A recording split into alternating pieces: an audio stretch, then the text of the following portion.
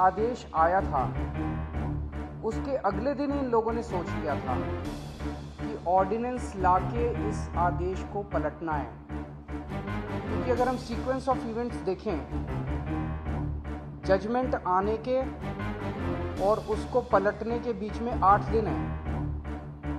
पहले 3 दिन secretary services गायब हो गया, उसका फ़ोन ऑफ हो गया।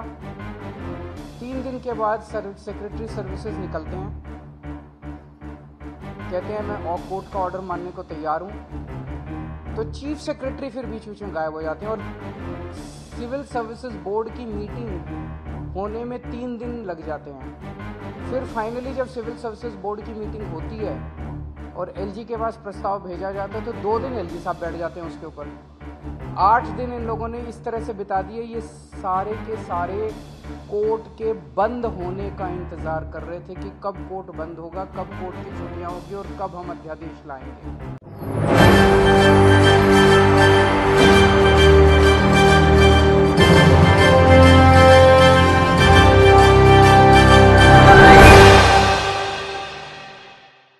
नमस्कार, मैं हूं राहुल शर्मा। आप देख रहे हैं एसपी 9 न्यूज़ और आप तमाम लोगों का हमारे इस खबर में बहुत बहुत स्वागत। और अध्यादेश का जिक्र आज हम कर रहे हैं।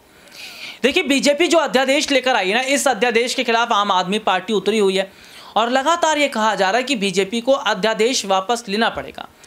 इस मुद्दे पर अब संसद में चर्चा हो सकती है। माना जा रहा है कि अध्यादेश का मुद्दा अगर उठता है और विपक्ष की मेजॉरिटी देखने को मिलती है तो क्या बीजेपी को अध्यादेश वापस लेना पड़ेगा। नमस्कार, मैं हूं राहुल शर्मा और आप देख रहे हैं एसपी 9 न्यूज़ और बात करते हैं खबरों की अध्यादेश को लेकर। दरअसल जब से अध्यादेश बीजेपी लेकर आई है तब से दिल्ली में आम आदमी पार्टी वर्सेस बीजेपी देखने को मिले और अरविंद केजरीवाल तो इस सवाल पूछ रहे हैं कि अध्यादेश लाने की ज़रूरत ही क्या है। भाई, हमारी सरकार है, हम सब कुछ अपने कंट्रोल में चाहते हैं, हम चाहते हैं दिल्ली को और बेहतर किया जाए, लेकिन बीजेपी इसके लिए तैयार नहीं है। तो क्या बीजेपी ही नहीं चाहती कि दिल्ली का विकास हो?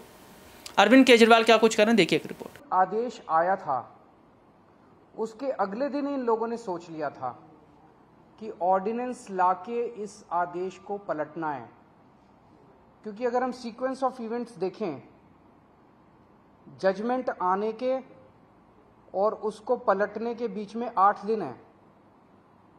पहले 3 दिन सेक्रेटरी सर्विसेज गायब हो गया, उसका फ़ोन ऑफ हो गया।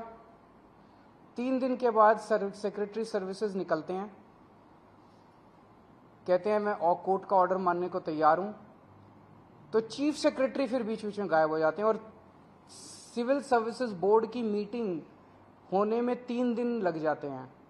फिर फाइनली जब सिविल सर्विसेज बोर्ड की मीटिंग होती है और एलजी के पास प्रस्ताव भेजा जाता है तो 2 दिन एलजी साहब बैठ जाते हैं उसके ऊपर। 8 दिन इन लोगों ने इस तरह से बिता दिए, ये सारे के सारे कोर्ट के बंद होने का इंतजार कर रहे थे कि कब कोर्ट बंद होगा, कब कोर्ट की छुट्टियां होगी और कब हम अध्यादेश लाएंगे। तो प्रश्न ये उठता है कि ये कोर्ट के बंद होने का इंतजार क्यों कर रहे थे कि जब कोर्ट बंद होगा तब हम अध्यादेश लाएंगे।